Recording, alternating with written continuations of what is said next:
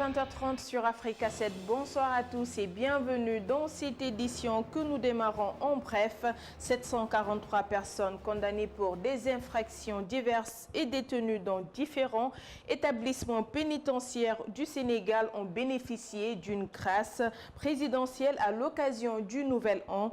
Parmi ces bénéficiaires, 741 personnes obtiennent une remise de peine totale et 2 des remises partielles. Mais toutes les personnes condamnées pour les infractions particulièrement graves, comme certains crimes de sang, attentats aux mœurs et trafic de drogue, ont été exclues de cette grâce.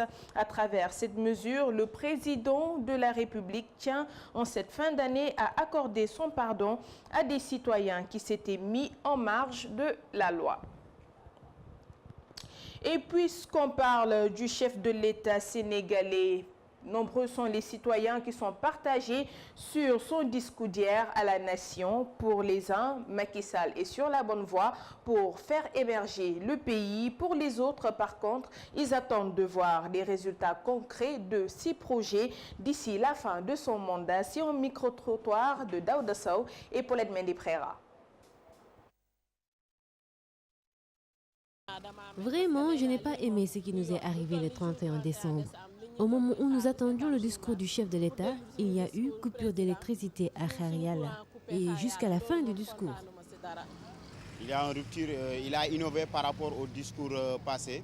Donc d'après je vais commencer d'abord par les réalisations qu'il a citées.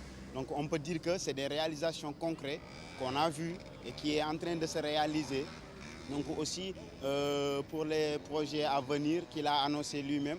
Donc je crois que le Sénégal a besoin de ces infrastructures, le Sénégal a besoin de ces projets-là. Ce qui m'a le plus intéressé, c'est au niveau de la justice, les promesses, les modifications qui vont être faites. Bon, on espère que cela aboutira et que bon, en fait, cela permettra au moins une indépendance au niveau de la justice. Ça, c'est quand même capital et important. Quand j'entends des gens parler de son inefficacité, qui le dénigre par-ci par-là, je suis vraiment déçu. Moi, je l'encourage à aller de l'avant. Par rapport à ce qui lui reste, il va bientôt faire ses 4 ans.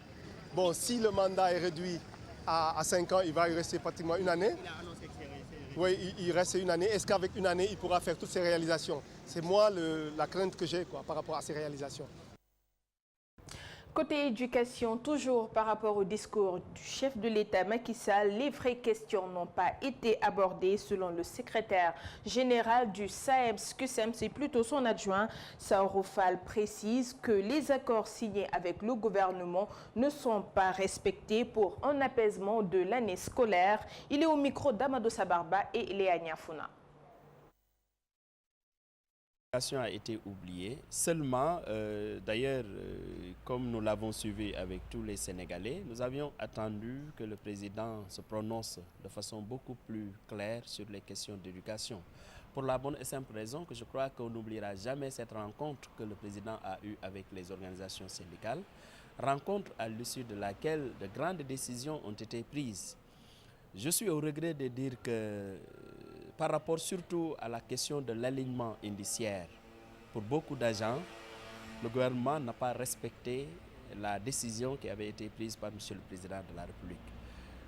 Et si cette question n'a pas été respectée, bien sûr que les questions qui concernent les rappels d'intégration, d'avancement ou de reclassement risquent de ne pas être respectées. La seule question sur laquelle le président est revenu, c'est sur la question de la validation des années de vacation et de contractualisation. Et le président s'est prononcé sur la question de façon évasive. Voilà pourquoi nous sommes au regret quand même de dire que nous sommes restés sur notre faim, en tout cas par rapport à ce discours de M. le Président de la République.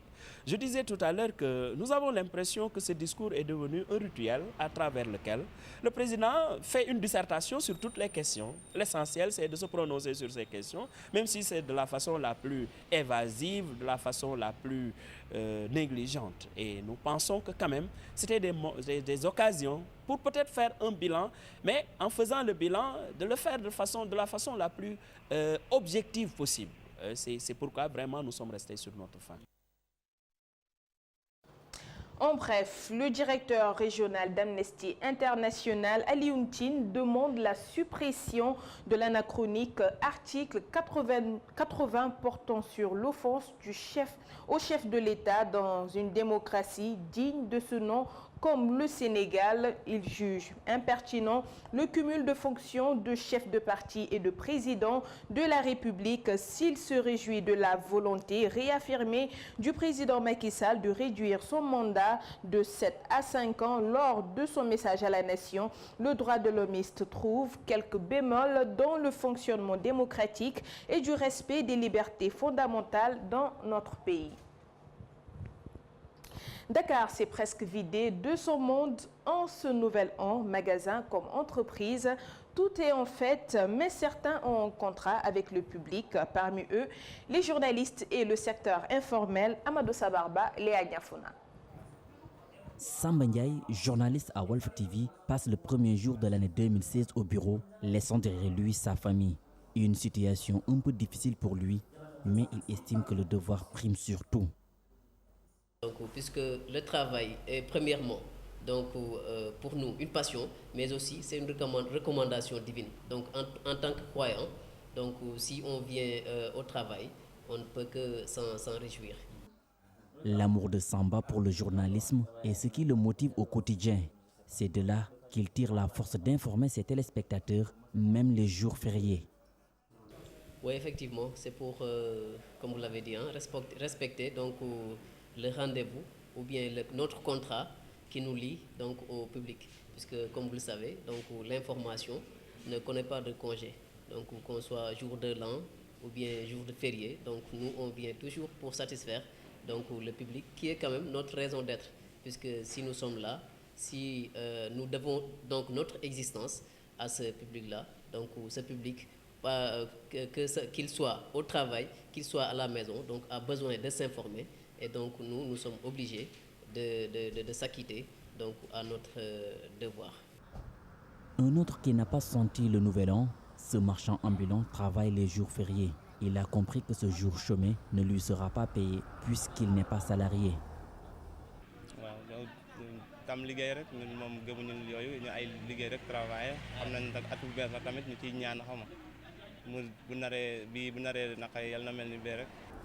Sur les allées du front de terre, des cantines ont fermé boutique, nouvel an oblige.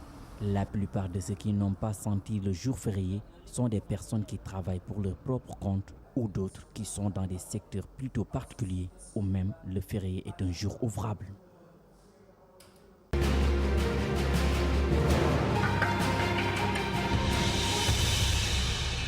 On ouvre la page internationale par Dubaï. Un incendie a eu lieu dans le pays dans la nuit hier, faisant au moins 16 blessés. L'opposant historique algérien Hossein El Ahmed est enterré ce matin dans son pays.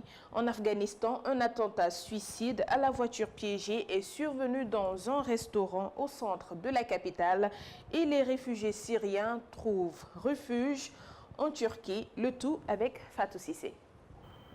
La Saint-Sylvestre a laissé un goût amer à Dubaï. Un incendie s'est déclaré vers 21h30, heure locale, dans l'une des plus hautes tours du centre-ville.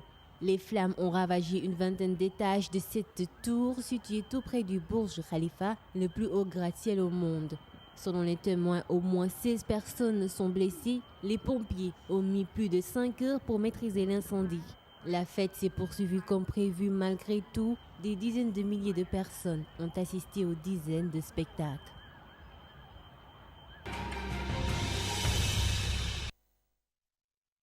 L'Algérie a un janvier en fin de matinée et les organisateurs ont eu beaucoup de mal à le faire avancer jusqu'à l'esplanade. Des chants religieux, une minute de silence et des prières ont accompagné le cortège funèbre de l'ancien opposant algérien.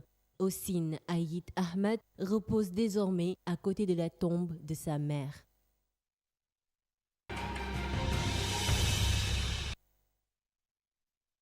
En Afghanistan, un attentat suicide à la voiture piégée a visé ce vendredi le restaurant français Le Jardin du centre de la capitale. C'est le premier attentat de l'année à Kaboul. Il intervient à quelques jours d'une importante rencontre quadripartite. Elle va réunir la Chine, les États-Unis, le Pakistan et l'Afghanistan. Ces États vont relancer les pourparlers de paix entre le gouvernement afghan et les rebelles talibans.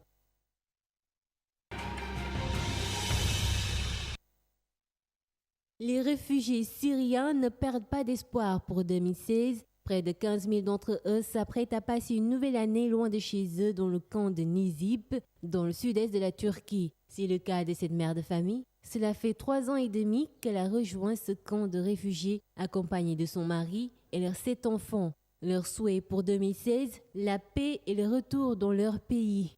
Un message partagé par tous les Syriens dans le camp de Nizip, en majorité des opposants au régime de Bachar al-Assad. Depuis 2011, plus de 2 millions de Syriens ont trouvé refuge en Turquie. 3 millions d'autres se sont exilés dans les pays voisins comme le Liban, la Jordanie, mais aussi l'Europe via la Grèce.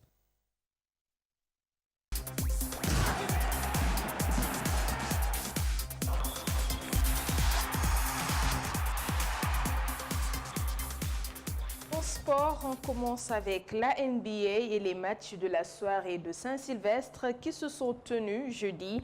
En football, c'est l'heure des emplettes pour les grands clubs européens avec l'ouverture depuis ce matin du mercato hivernal. Et puis Bidetti ne pourra finalement pas se présenter à la présidence de la Fédération internationale de football, le tout avec Jean-William.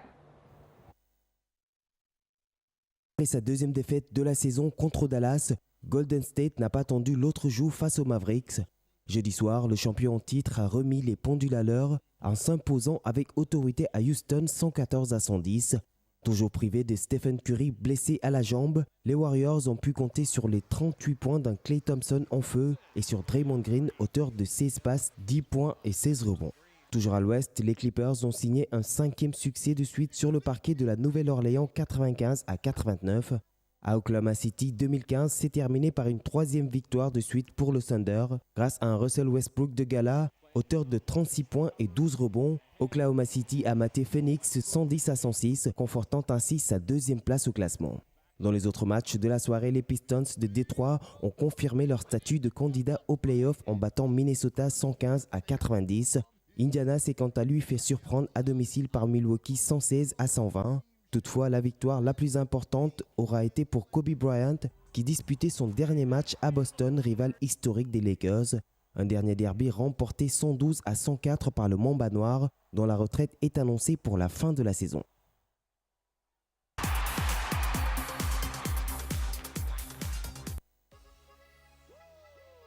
L'année 2015 qui vient de s'achever est assurément celle du Brésilien Neymar. Présent aux côtés de Lionel Messi et de Cristiano Ronaldo pour le Ballon d'Or, l'ailier du Barça a été désigné ce jeudi meilleur joueur brésilien évoluant en Europe.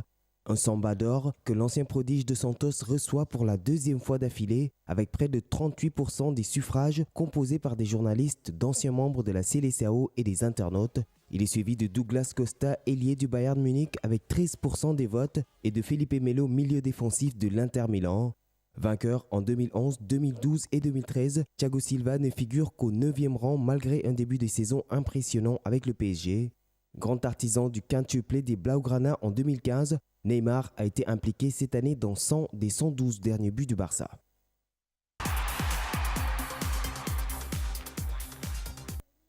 Habituellement calme et sans saveur, le mercato hivernal qui s'ouvre ce vendredi pourrait être plus agité que lors des saisons précédentes. Annoncé comme possible recrue du Real Madrid cet hiver, Miralem Pjanic jouit d'une grosse cote de popularité en ce moment.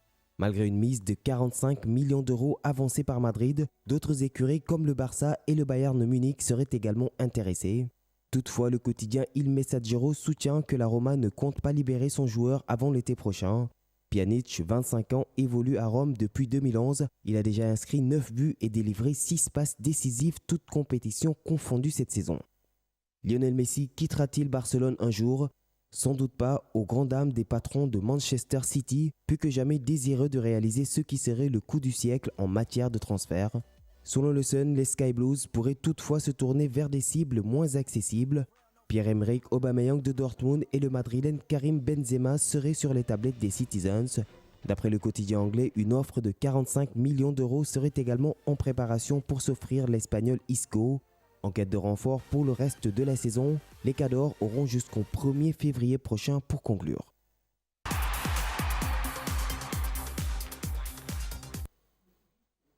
Le tribunal arbitral du sport a rejeté jeudi l'appel du Libérien Moussa Hassan Bility contre le rejet de sa candidature à la tête de la FIFA.